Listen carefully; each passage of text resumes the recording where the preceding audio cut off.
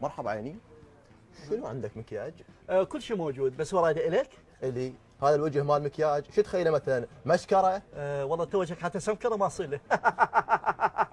عذرا لقباحه السؤال، بس اريد اعرف انت المكياج رايده للحبيبه لا زوجتك؟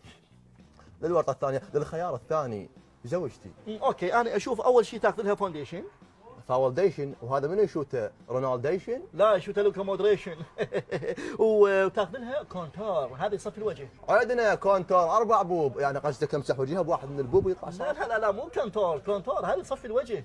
يصفي الوجه، ما عندك شيء يصفي النيه؟ لا، يعني نيتك وياها مو صافيه، فرو صحن. عذرا لقباحه السؤال، بس انا حتى اعرف ايش انطيك بعد. احكي لي، هي عمرها 20 30؟ 25. جيب اصرفه.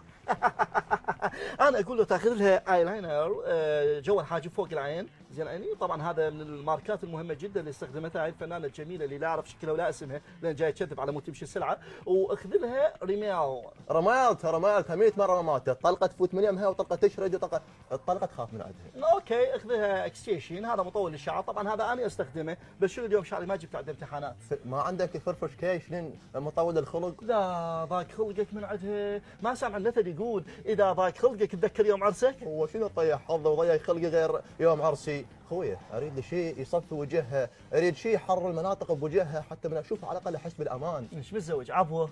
اقول لك هسه احنا ليش نلف وندور؟ يعني اسف، بس عندك صوره الها حتى اعرف ايش اعطيك مكياج؟ بالتاكيد بالتاكيد، هاي صورة. شوف ذاك محل مال الشايه. يلا يلا يلا يلا يلا.